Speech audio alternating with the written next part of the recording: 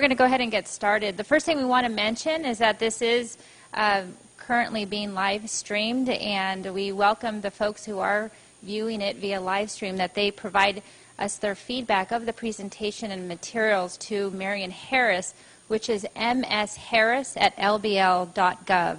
The other thing that Dr. Siegel wanted to mention is that if anyone has any follow-up questions, to please feel free to email her to her NYU email address, which is available on table. So she, again, would like anyone who would like to email her with any follow-up questions, she welcomes that. So I'd like to begin and introduce you to Dr. Judith Siegel, who is an associate professor at Silver School of Social Work at New York University. She has published extensively in the field of family therapy, as in the author of 5 books, including Stop Overreacting, Effective Strategies for Calming Your Emotions. She has presented her work on emotional regulation in several forums throughout the United States, England, Australia, and Israel, and has also appeared on the Today Show and Good Morning America. Dr. Siegel received her PhD in Clinical Social Work Education from Virginia Commonwealth University School of Social Work in Richmond, Virginia, and is a licensed clinical social worker. On top of her NYU position, she has worked in private practice and support for individuals, couples, and families for the past 26 years. She is the recipient of a number of professional honors. Dr. Siegel serves on the editorial boards for the Journal of Clinical Social Work and the Journal of Family Social Work, and has served her profession and community as a member of numerous professional organizations. So we welcome Judith.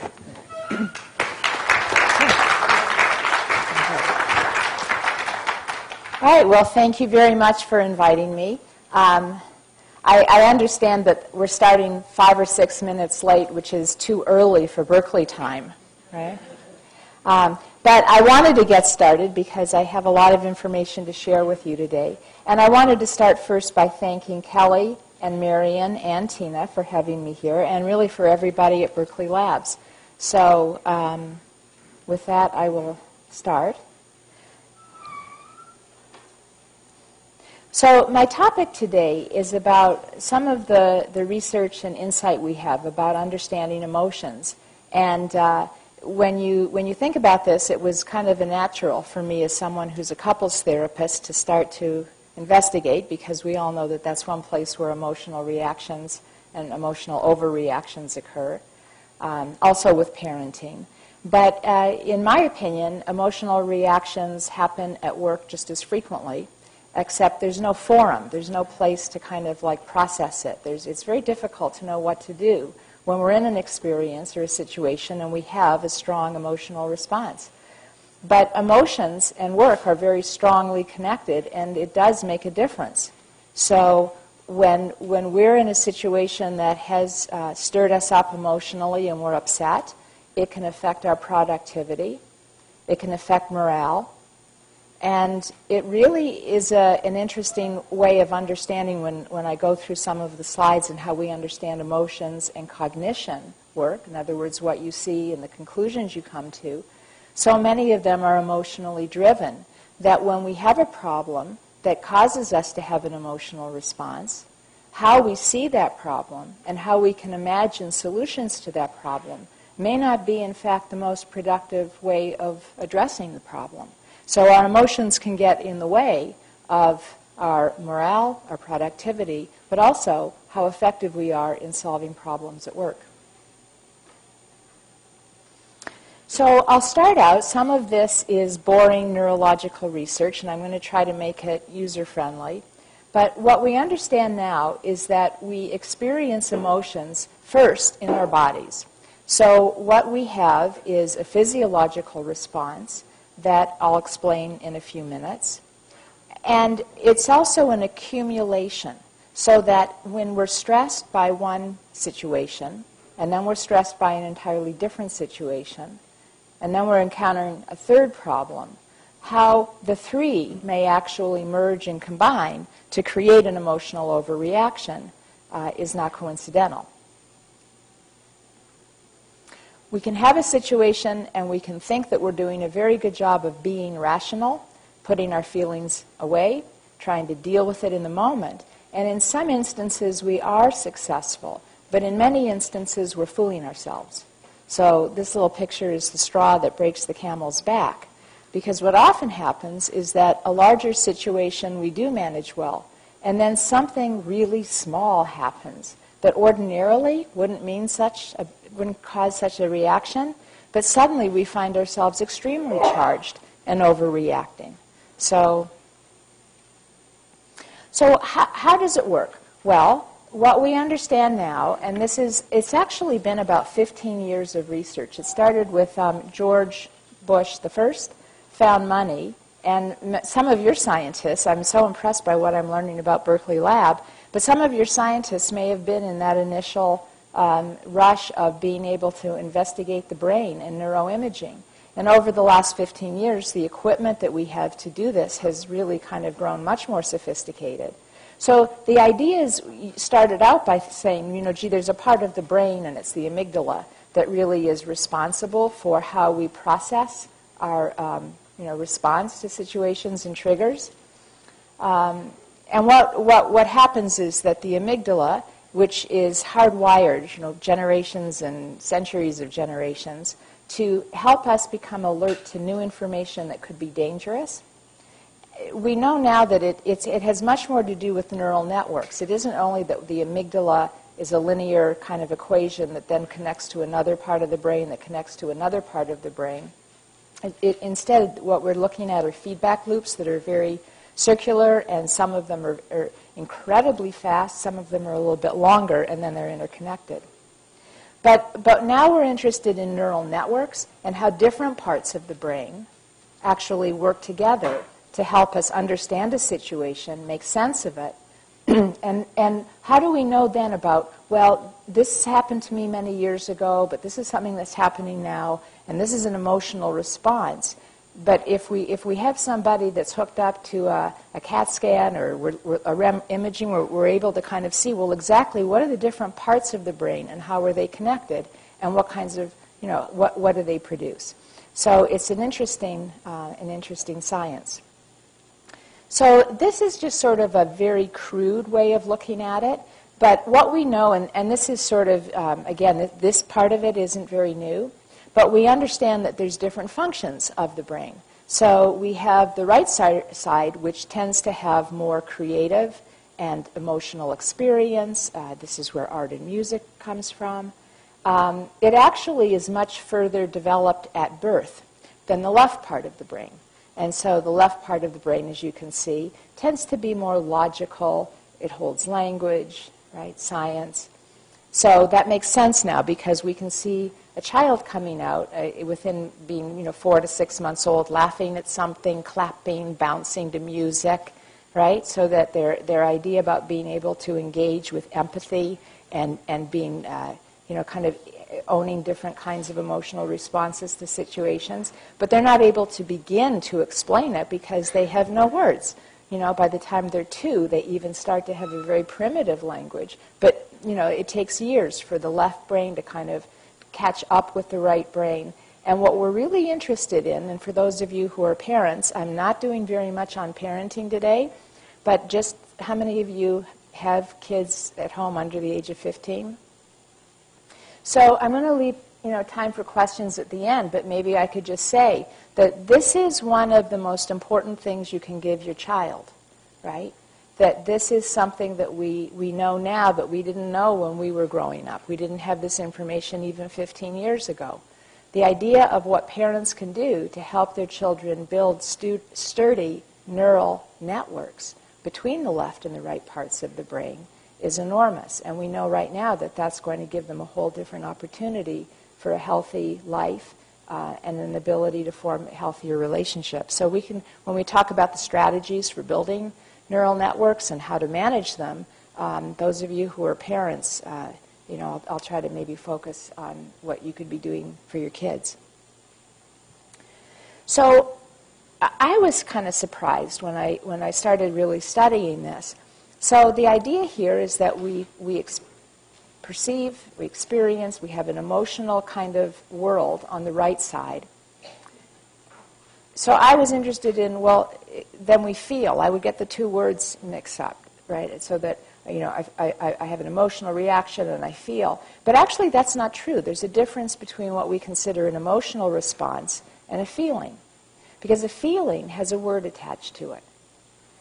And by the time you're able to say how you feel, you've actually used a very important neural network that connects the left and the right parts of the brain, right? So that you have an emotional experience and your body is reacting, but your ability to notice it, to understand it, and then to label it comes from the neural network. And this is an important idea because in an emotional overreaction, that network has broken down. So that's a whole new way of saying, gee, if I'm having an emotional reaction, that means that how I'm really understanding the situation may not be either accurate or complete, and my neural networks aren't really operating as well as they could be. So that's an image, right, about how we have to keep these neural networks, the left and the right parts of our brain, working together. And I don't know if you should say this, but if someone is having an emotional overreaction, you can think it anyway, right? Are you connected? So in a state then, and I'd like you to start thinking about this too, a state, right, is just something that we're in, and it could be for a few seconds, it could be for a few minutes, it could be for a whole day, but a state is something that's transient. It will come and it will go. So now when we think about emotions, right, you can say, well, I'm in a dysregulated state. My emotions are so strong, they're greater than what this situation called for, and now the way I see it, the way I view it, the way I'm managing it, everything isn't really working well. I'm dysregulated. The last part of the sentence is kind of interesting if you're a therapist, but just in terms of self-growth, the ability to know oneself, right, to actually be able to know how I feel, is a sturdy network that also is used when you try to imagine how someone else is feeling. And so people who haven't been able to do that, what goes on is, I've been working with people, and so for example, this is how I practice now. If I see someone crying, I'll ask them, do you know that you're crying? And there are many people who are surprised. I have one woman that I work with who actually, when I asked her, do you know that you're crying, had to feel her cheek. So her level of being disconnected from her whole experience is so profound that she couldn't even do a body scan to know that she was crying. She had to feel the tears with her fingers to know that. So that's what happens when you feel dysregulated. So when I tell people I'm interested in looking at overreactions, everybody has the same first idea. They're imagining the worst temper tantrum awful, right? The time when you lost it, you threw things, you yelled things. So that's what people tend to think about. And part of it's true, right? So one way of being dysregulated looks like that, and we could lose it and scream. We don't know her personally, do we? No. She reminds you of someone you know, though. And that's the other way, right? Imploding. And people don't think about this as often. But sometimes when we have an experience which is too difficult for us, we don't let it out. We hold it in, and we're not really able to cope with it. We retreat. We actually, at that point, can even become shut down. So here's a little bit more information. So what goes on in an emotional overreaction? We have a trigger. So something happens to you. Now, it could be that you already have, it could be a song that you've heard. It could be something that you saw. Often it's an interpersonal reaction, right? Someone says something to you, and it could be the way they say it, the tone of their voice, the way they're looking at you. It could be what they're saying, or it could be the whole combination. Right? So it could be, or it could be something that you get in the mail, a large bill you weren't expecting. Right? That's a good trigger.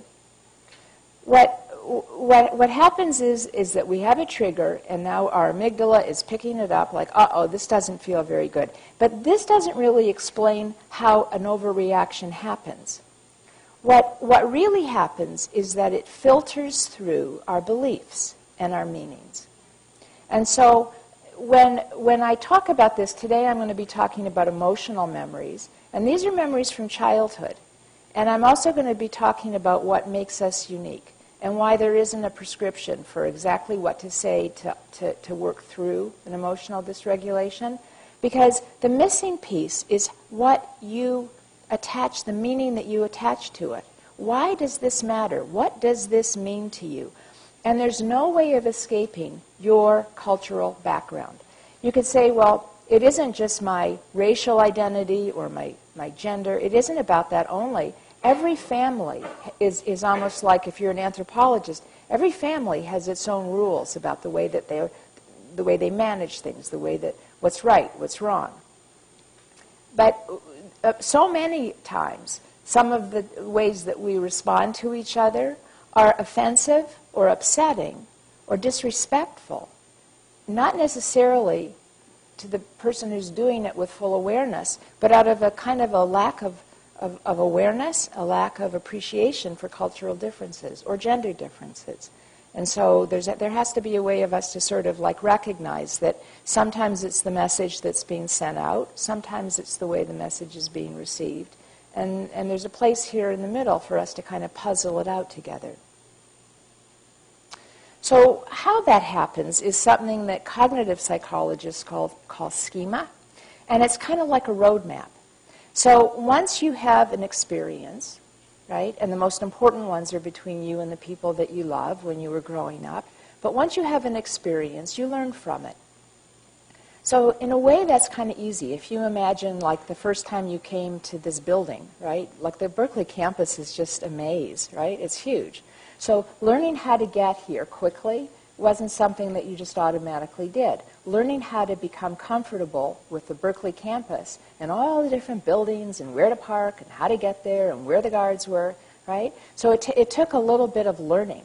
And as you developed an understanding, partly because of what you did right and also because of what you did wrong, you developed a literal roadmap in your own mind of now, for those of you that have been here for a long time, you could probably drive it almost in your sleep, right? You don't even have to pay attention to signs and buildings anymore. You just know where you're going. Well, how do you know what you know? You have a schema. And you don't have to, it's not like we have to say, okay, schema, what do I know? Right? All of this is unconscious. It's suddenly information that unfolds for you that you can fall back on. So you don't even have to be conscious of looking for it. And that's how we know what we know.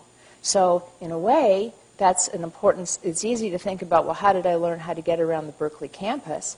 But we also have, how do I learn about dealing with people? Right? How do I learn about competition? How do I learn about jealousy or envy? How do I learn about self-confidence? All of these things which have emotional connections are also learned. Well, you learned that. There's a schema for that. So what happens is, I have an experience, and it's emotionally charged. Please come in if you're in the back and you're not sure. You're welcome to come in. Or, I guess you didn't hear me. What happens is, just as the schema of the Berkeley campus pops up for you when you need it, old schemas will pop up, whether you really want them to or not. And when they do, it's with the emotion that occurred at the time. So that in the schema, there's actually what we call an emotional memory. The other thing that's very interesting, and sorry, that some of this research is done on people who have PTSD, which is post-traumatic stress disorder. And very often, a person can have an evoked memory, and that their amygdala, their whole body is in a heightened state of arousal. They're completely dysregulated. It's clear that they're having some trauma memories, and yet consciously they'll say that they're fine and that they're just not really thinking about anything. Right? And they're not lying. It's just as we learn about the mind and emotions and how our memory affects us, you know, how you think you are may not be completely accurate, and that's what we've learned from the most recent research. So now, this is the way we really want to look at it. Something happens, It could be that I go home and open that envelope. It could be that my report is 3 hours late and I get that phone call. And before I pick up the phone, I kind of know who's on the other end, right? So, or you can tell me what they are. But what happens is that there's an assigned meaning, which means that a schema, or 2 or 3 or 6, have popped open to guide us, and that emotions that were held in those schema are now suddenly active. And are we aware of that at the time? Well, maybe yes, maybe no. What I wanted to do today was to also tell you about some of the common triggers, which means that this isn't just about your culture, your background, your family, your mother, right, your father. This is about everybody, and actually through time. So these, I think there are more, but these are some of the ones that tend to be, that have been researched probably most conclusively to date. Do we know him? No, but someone just like him? Criticism is a very potent trigger. Criticism is actually very interesting because, you know, criticism on the one hand can be offered as meaningful feedback. Like someone really wants you to do well, and they're trying to give you some information because it's like an opportunity for you to get better. They want to let you know something. So not all criticism is necessarily a bad thing. But some criticism is. Some criticism is very harsh. It's very rejecting. Also, there can be a lot of aggressive competition that comes out in the form of criticism, right? So our emotional antennae, the amygdala, is often very ready when something sounds like it's critical information. The amygdala gets really active very quickly and tries to filter out, is this really a safe kind of information, or is this dangerous, and what does this really mean? So criticism is a very potent trigger. Also, we have self-criticism, and they've done some interesting studies on that too. The study that I like the best, this is all done on college students for the most part, right? They say to them, okay, you can do a midterm, or you can do a study, just be a subject. And so all of these poor psych students are like volunteering to get hooked up to machines and get poked at. But the one study that I really liked, they had people do a task on a laptop that was really an easy task, right? And then they said to them, here's your task, you can evaluate how you did, and then we're going to have people who are outside, you know, looking in and seeing what you did, and they're going to tell you, they're going to give you feedback. So they make that test really, really easy.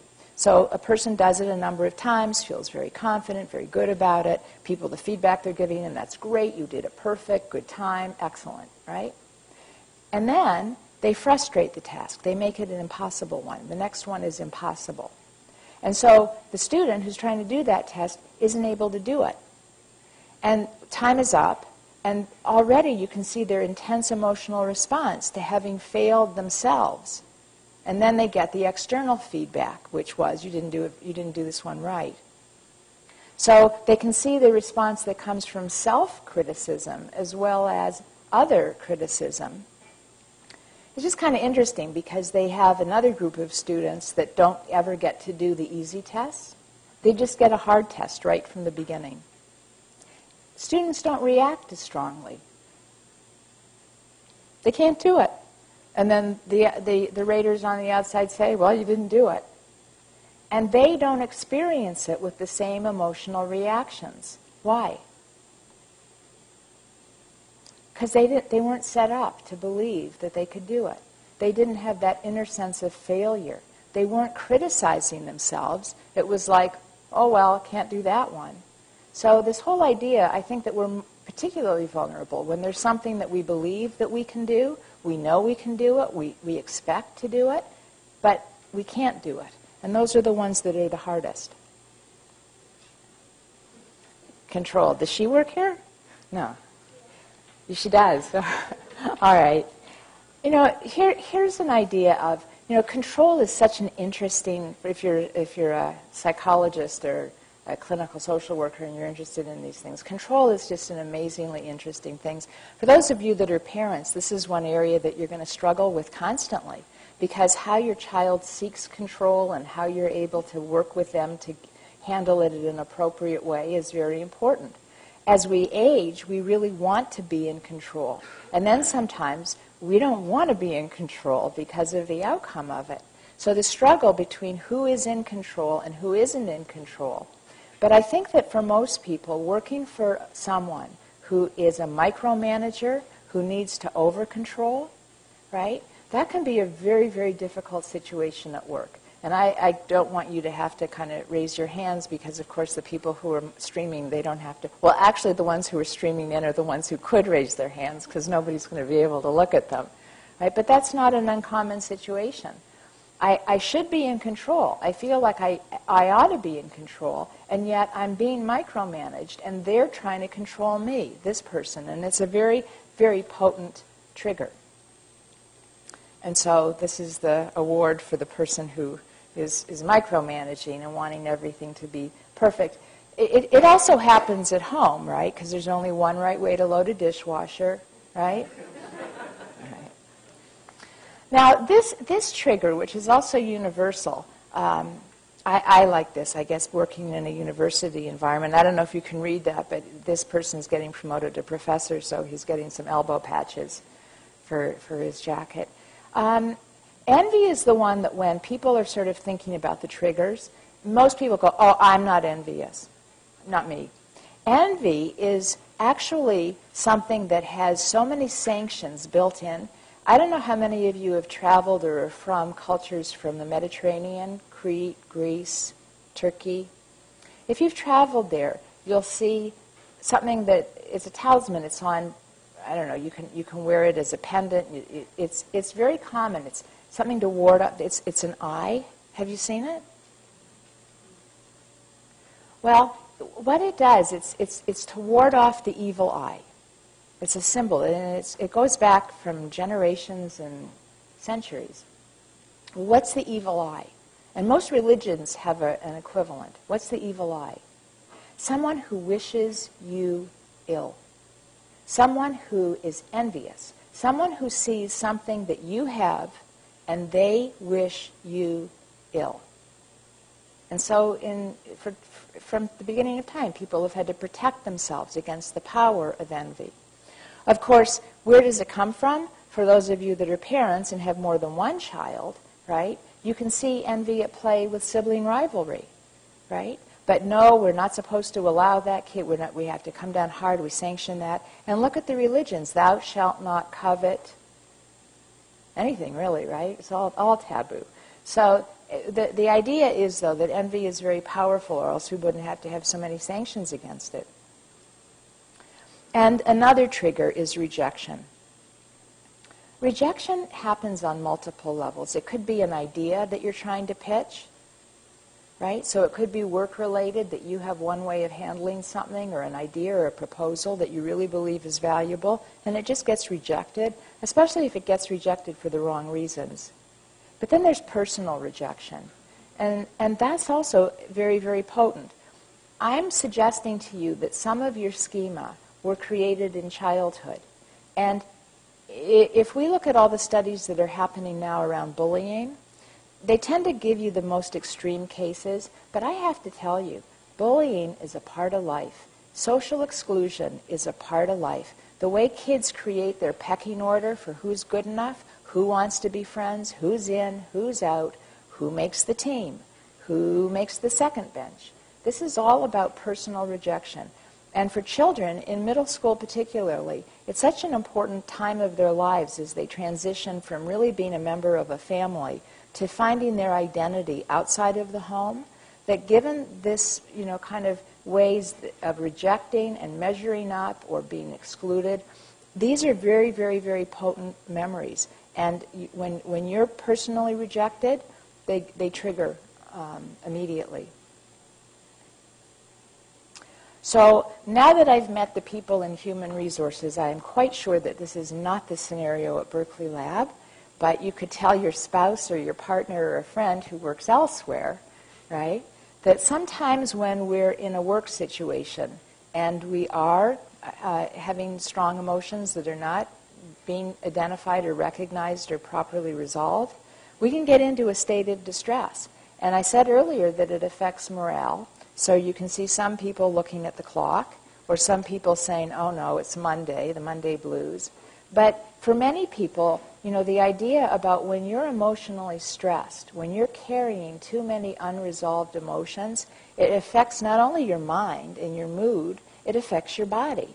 And here's where you're going to see people who are doing studies on the immune system and stress. Multiple stressors affect your immune system, and you're more likely to get sick. So, what I like to be able to say is that, since I'm really pitching this more towards work, that I could say to you, well, what could we do? Maybe we could create a work environment which has no stress, right? I could just wave that magic wand. People have looked at that before. What is an ideal work environment? And I'm going to be working with some of you later this afternoon as well to kind of really look at the kinds of triggers that we are exposed to at work. But this is what an ideal work situation would look like. And for those of you who are here, I think you've got I don't know if it was handed out to you now or at the end, but you're going to get a copy of the PowerPoint. Or do you have it now? So you can read it there. But, all of this is just amazing, right? I should have autonomy. There should be total trust, right? Whenever I do something well, it should be recognized. When I have too much work, and no one's work is always even, so there's times when you're perhaps less challenged and then times when you're totally over-challenged. But those times should be very appreciated. They should recognize that.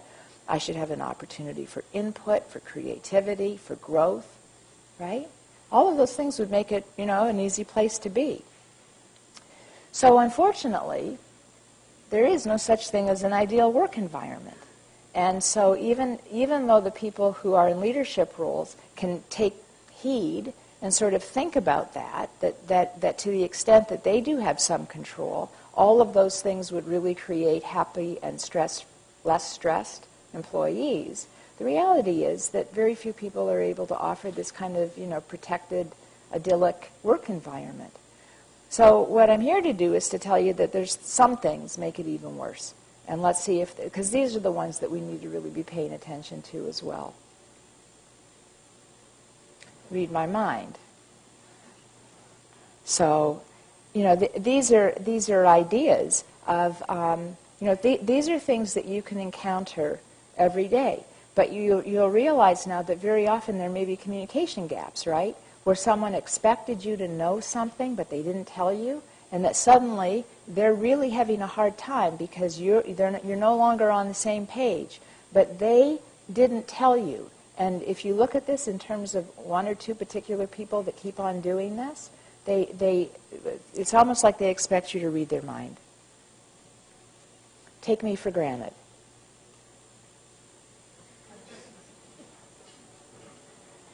Well, again, it's this whole idea about, sometimes you've been doing your job so well and for so long that people simply expect that of you. And there's a failure to really recognize that you're still doing things that are over and above the call, and that, how and when they can reward you is sort of taken for granted, so you're really not getting that. I also hear this one a lot about at home. When a couple, especially after they have children, they really stop being able to enjoy themselves as a couple, and the priority is now on the kids. And for good reason, right? Raising children is very hard. It takes a lot of work. But after a time, people stop nurturing each other, and they stop recognizing, the value that each one is doing. It's just sort of a given. And no one likes to work like that. It just is a lousy work environment, and it's a lousy love environment. Feeling that you're not appreciated and that you're being taken for granted, it just doesn't feel very good. So here's another thing that we should try not to do, dismiss my input. He doesn't work here for sure, right? And this idea of control and micromanaging, there are just some people who, after you get into a struggle with them, you recognize it couldn't possibly be about what we're really talking about, right? This little detail or the thing that they want to make such a big deal about, it isn't even pertinent. This is someone who just has to micromanage and has to let you know that they're in control. Splitting is a really interesting concept. It's a psychological concept, and so I don't know how many of you are familiar with or interested in some of these ways of looking at the world. But when we are experiencing life, sometimes we're just sort of in the moment and we're responding to what we see.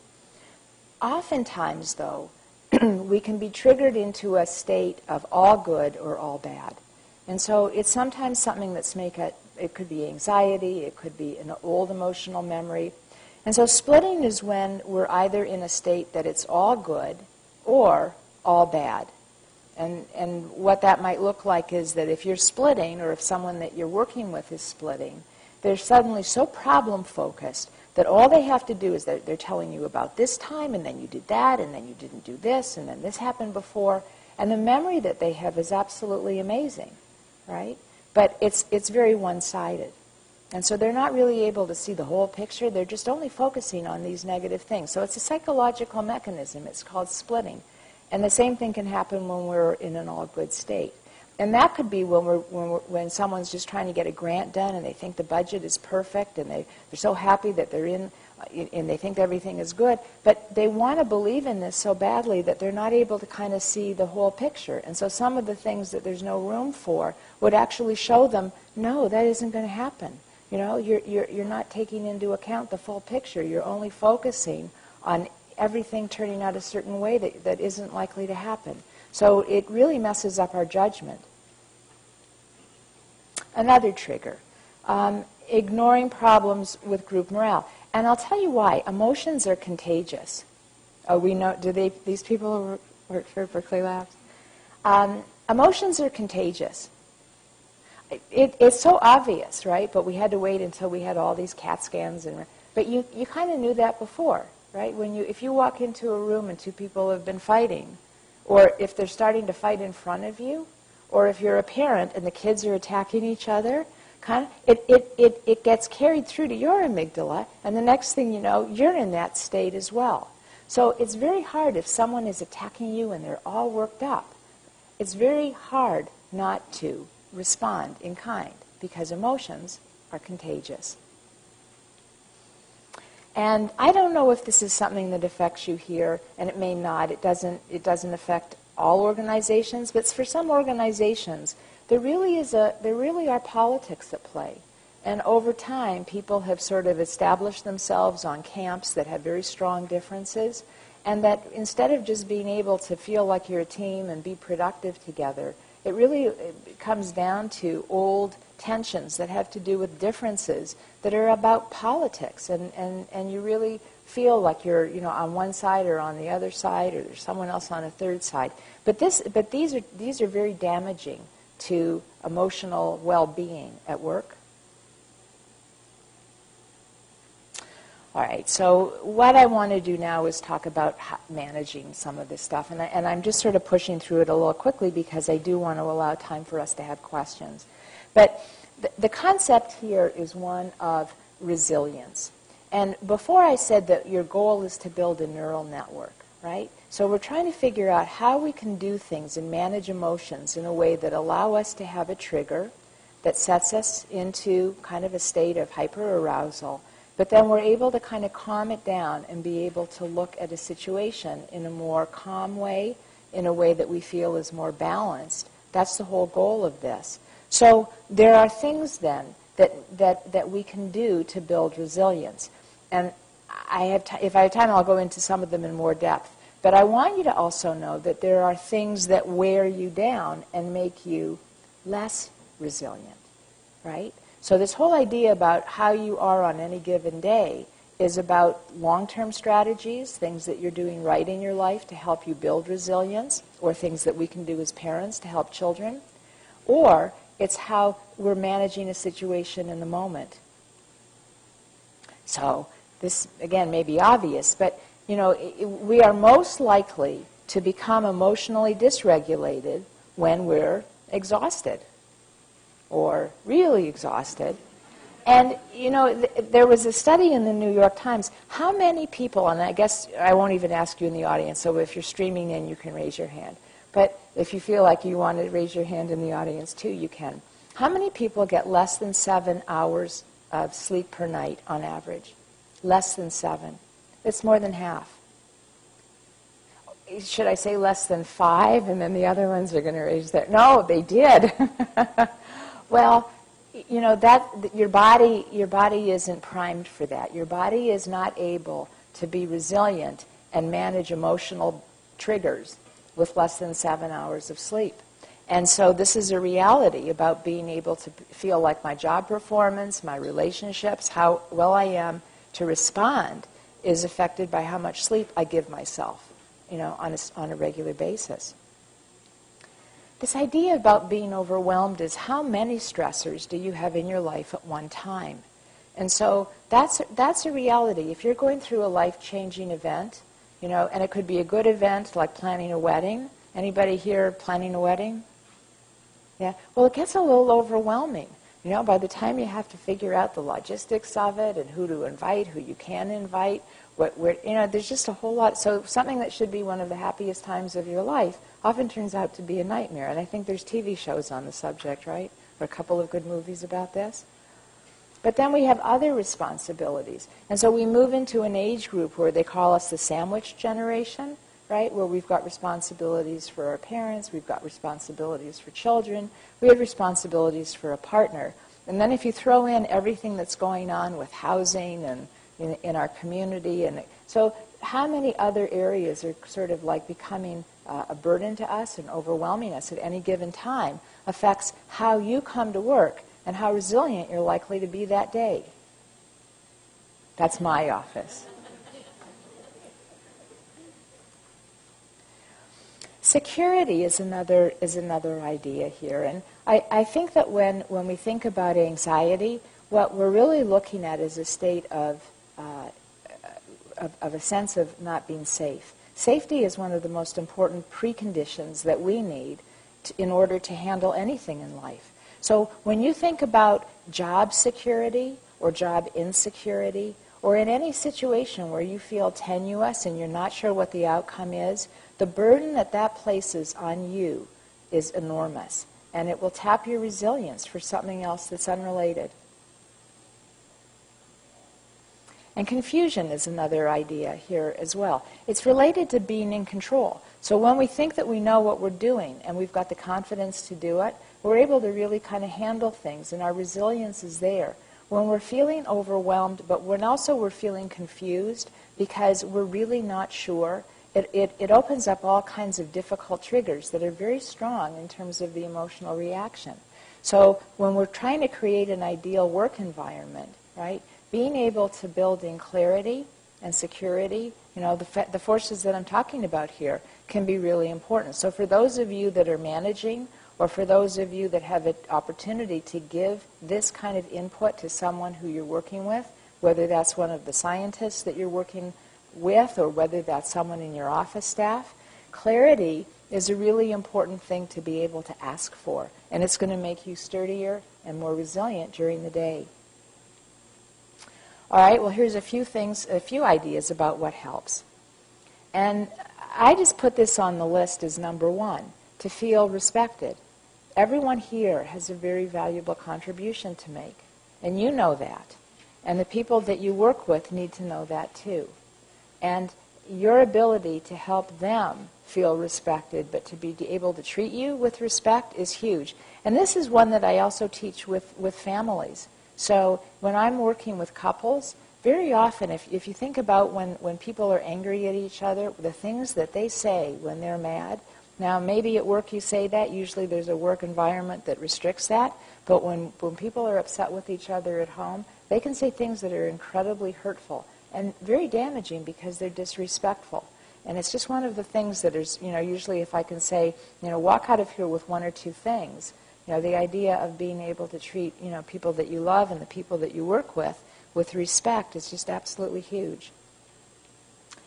The idea of being able to give and get input is really valuable. And whether that's with your children, I said I would try to help this become child-friendly for those of you who are parents.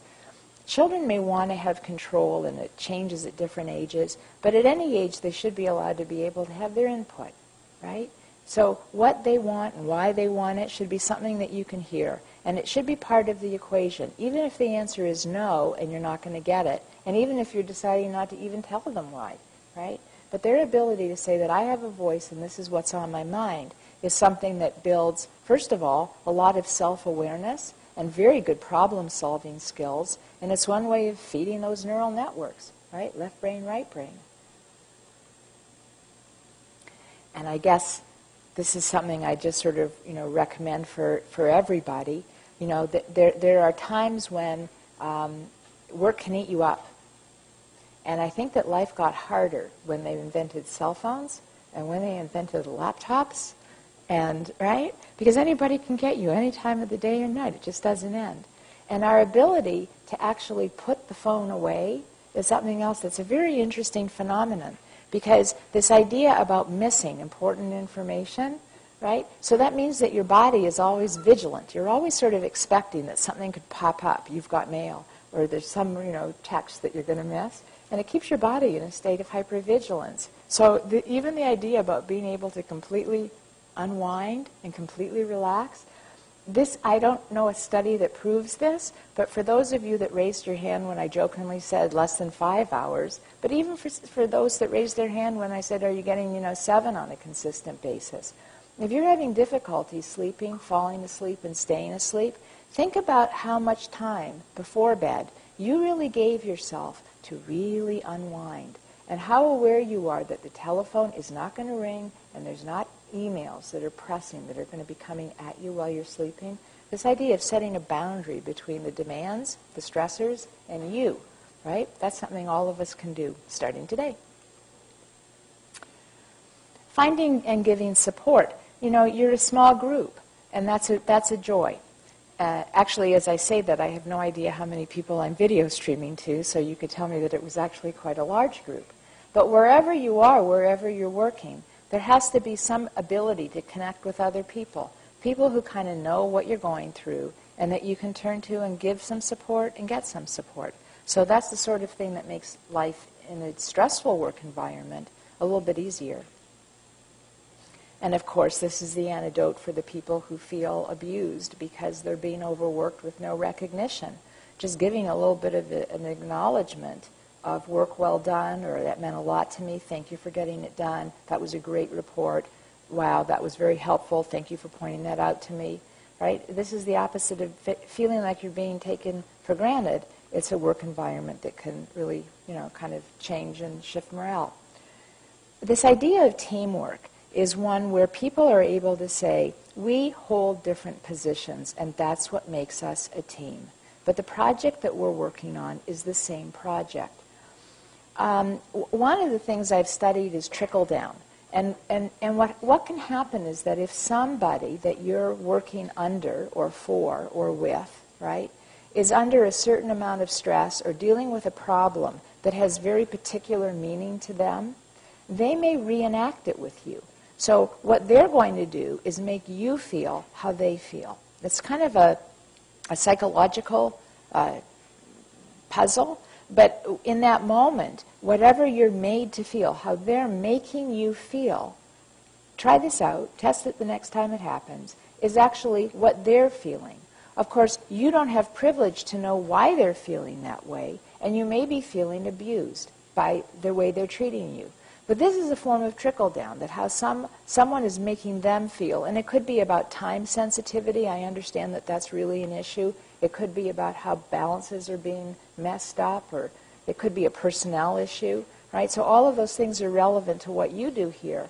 But you're not necessarily knowing why they're being the way they are. So this idea of teamwork is we do different things. And if I was able to understand the meaning of this to you, that might be useful in helping me help you calm down, and for me to know how we can achieve this together as a team, instead of you taking anything out on me, right? So this is just an idea about how when we're able to be, who we are with our differences, with different ideas, different respects, and different roles, but on the same team, it's going to feel a whole lot different. And, on a personal note, Even if you're in a work environment that is not ideal, even when you're feeling that you don't have the opportunities to advance in the way you personally wanted, right? There are personal goals that you can set for yourself. So how you set those goals and register them as being something that you have control over is something every one of us could be able to do. We could say, how I want to be. This is how I appraise my strengths and my weaknesses today. And in 6 months, this is how I want it to be different. Me, my goals. And that's a very important thing, because otherwise life slips by, right? So we can wait for other people to give us those opportunities to advance. And of course that's important. But there's the ones that you set for yourselves too, and they're just as important. And keep things in perspective. When we're in a situation where we're emotionally overreacting, we have, in that moment, lost perspective. And so, and if we have time, and I think I'm going to try to make time, so I'll go through these a little bit faster. I want to give you some ideas of what to do in the moment. But I want this mouse pad, right? Apparently that says get a life in Latin. Anybody speak Latin to know if that's true or not true? I could be really exposing something horrible to you, because it may not say what it did. But the idea here is stress accumulates, right? Stress accumulates, and you're going to be in situations where you feel provoked. I want you to understand that if you just keep everything inside, then the next little straw, you're going to blow. And so that's not how to do this. Or you're going to suppress everything, and you're going to get sick next week. You have to find a way to say, is there a productive way for me to release tension? And of course there is. You can talk about it. You can exercise. Right? There's things that you can do to relieve some of the stress that you feel in your body. And this is a huge one. Stay connected. Sometimes when we're overwhelmed emotionally, we want to disappear. This is the form of shutdown. We just want to crawl into a little space and not have anybody bother us. We're doing that as a protective stance because we can't handle anymore. But really what we need more than anything in the world is a hug or a big handshake or a smile.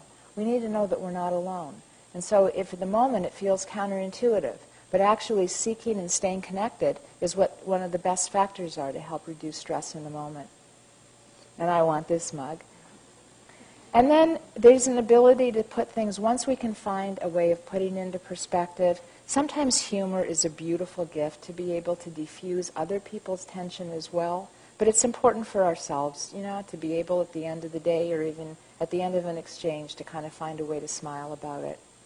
And most importantly, take care of yourselves. And this involves balancing your life, eating well, sleeping, getting the exercise that you need. And thank you very much.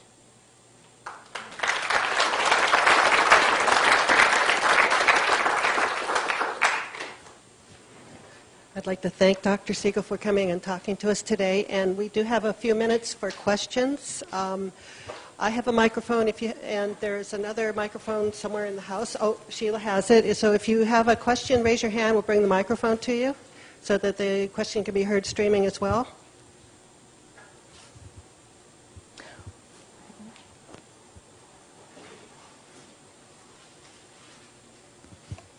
Thank you.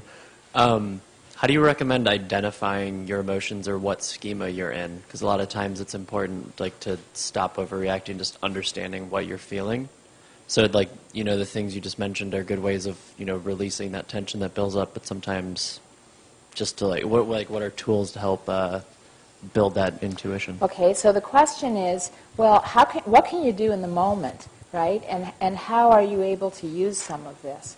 So and I'm going to be doing a little workshop this afternoon where I'm going to be getting more of a hands-on opportunity to do that, but it's a really important question, and I'm glad you asked it. So the first thing that you have to do is become familiar with your body. Most of us are here because we have very big left brains, right? You're here because you're smart. You know things, and that's all in the left part of your brain, what you know and how smart you are. But the idea about knowing your body and being able to use the information is something that most of us aren't as fully developed, haven't developed it as well as we need to.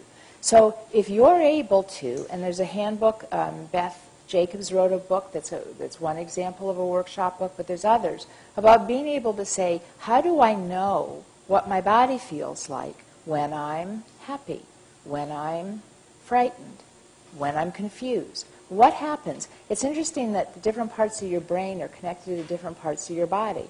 A rejection is right next to the part of your brain that makes you feel like you've been punched in the gut, right? So it'll hit your stomach. When you're rejected, it's literally like someone punches you in the stomach. When you're splitting, it might feel, or when you're having anxiety, it might feel that you can't think, that all of a sudden things are swirling. So all of these ways of knowing your body and understanding the different sensations, right, is something that you're not going to do in a moment. You're going to need to do that in life. And so being able to kind of become familiar with your body first is a really good step. Because now, when you start to get emotionally overreactive, you're going to be able to slow it down. And the earlier you can start to do the next set of strategies I'm going to share with you, the earlier you start to do it, right, the more likely it is to be successful. The first thing you can do is breathe. And there's a lot of studies looking at the relationship between the vagal system and the brain and how it affects us emotionally. So the ideal is actually a 6-second inhale and a 6-second exhale.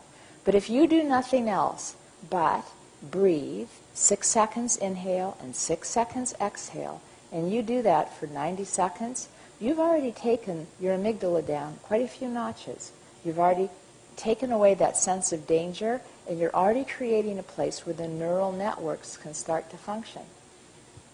The next thing you want to do then, right, so we're breathing, is I want you to make yourself feel safe, because in a state of heightened anxiety, your amygdala is going to keep on pumping all this cortisone and adrenaline. It keeps you in a state of heightened arousal. So what you need to do is to be able to tell yourself, I might be having an emotional trigger. I might be having some emotional memory that I don't know right now. But right here and right now, I'm safe. And I'm just going to breathe this in and breathe this out and say, this emotion is a state, right? If I don't get hijacked, I don't have to jump on board. I can breathe, and it's going to come, it's going to go. And now I'm going to try to say, what was I feeling? What am I feeling? The minute you ask yourself to name your experience, all these networks pop open, right? So you're going to be able to say, what am I feeling? And this afternoon, I guess I gave a handout with a feeling sheet in it, because it's a very complex world. I tell people who are super smart that the skills they've developed to be so smart, right, it's kind of like mountain climbing. And over the years of studying and learning and practicing, you have gotten so much equipment. You've got the best boots, and you've got ice picks, and you've got ropes. You are just great, right? But the world of feelings is in the water. And none of those things are going to help you there. In fact, they're going to get in your way, right? You tried to do scuba diving with an ice pick, ropes, heavy boots. It isn't going to work. So if that's what's going on, we have to say, I need to learn this world of emotions and feelings. And I want to get more comfortable just being in it, just swimming around in it, becoming more exposed to the possibilities without having to overthink. I want to start trusting how I feel. This is an emotional world, and I want to know it too. There's good information here, and I want to use all of it. The last thing you do is to try to identify old emotional memories. And the way you're going to get there is by labeling the trigger. And that's something about, I gave you 5 today, 4 or 5, and there's a few more. But those are the biggies. If you were sort of just to run through and ask yourself, am I feeling criticized? Do I feel like I'm out of control? Am I envious? Those are really good questions to say, what may have triggered this? And I'm going to bet that in most situations, there's an old emotional memory drawer that popped open. And this afternoon I'm going to do more work with that too. I call it Pandora's box, right? But these are your old cognitions. These are your old schemas, and they're with feelings that you don't necessarily want to have to feel again. But just having the information that helps you make sense of this dynamic has evoked them, and they're all open. So being able to close Pandora's box and be able to say, okay, I'm not there anymore, and I don't want to have to feel it. I need to be present, will take you full circle, right? So that's a sort of a snapshot, but it involves early recognition, through awareness and comfort with your body, knowing how your body handles stress, right? How does it feel in your body to be in a certain state? And then having the ability to be able to breathe, to stay calm, to make yourself be present and safe, right? And it only takes 90 seconds to do that so that you can do the work you need to say, hey, what happened? There's a question back there.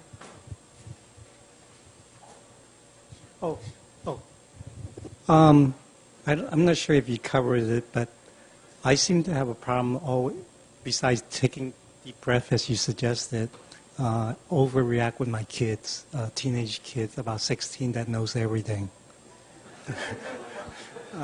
I cannot seem to able to overreacting. So besides the suggestion of taking deep breath, what else can I do? All right. Well, it isn't just to take a deep breath, though. Parenting is very complicated, and the triggers are a little bit different. So first of all, I'm going to say it could be a little bit of contagion. It could be that you're reacting because your kid is reacting, and that your kid's all in a state of hyperarousal, and that puts you in a state of hyperarousal. And each of these triggers looks a little bit different. You said teenagers, right? What happens, so with teenagers, it's often about control. They want to do it their way, and you do not want them to do it their way, right? So control becomes a huge issue with teenagers. But there are some other complications. Sometimes with children of all ages, but particularly teenagers, we see ourselves in our children. And as they're going through whatever their issue is, whatever their dilemma, whatever their challenge is, whatever it is that we're objecting to or reacting to, at the same time as we understand what it's their life, in that moment, we're having emotional memories of our own. And, so some of those can be kind of joyful, but a lot of them are very painful. And we get confused at the time about how much of it is us and how much of it is really theirs.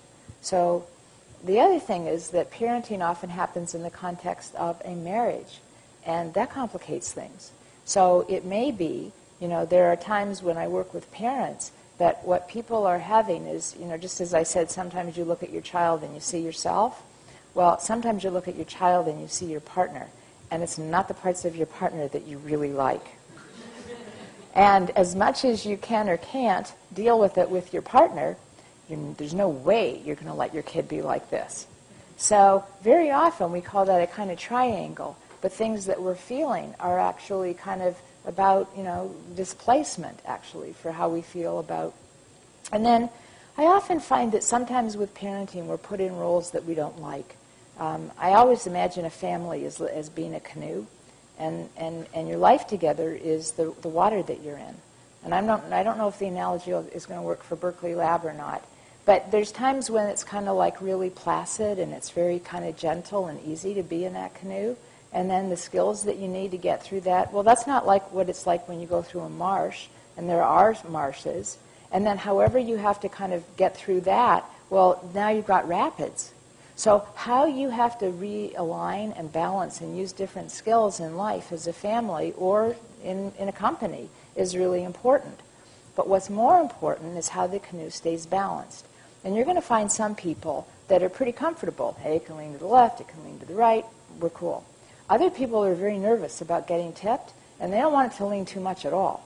And so how much freedom someone has to lean left, right? Well, if someone's leaning left and you don't want it to stay left, what are you going to do? Lean to the right.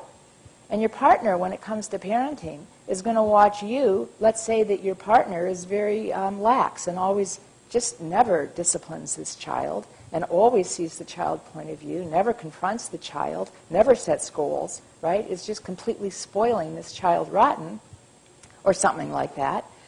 Your opinion of that is that, your partner is all left. Your partner's just so leaning left, and that puts you in a position where you have no choice. You have to lean to the right. And so sometimes we resent being put into that position. I'm over here being, and it could even be worse if that forces you to be the one who's the disciplinarian, the one who's strict, the one who has expectations, the one who enforces punishments. Because your partner isn't pulling, his or her weight, that forces you into the other. And if you have an unfinished business with a parent who was that way, and especially if you said, I will never, ever be like that to my child, now you're in a triple whammy, right? So sometimes when we're trying to process an overreaction, it isn't only about breathing. It's being able to say, what was I feeling?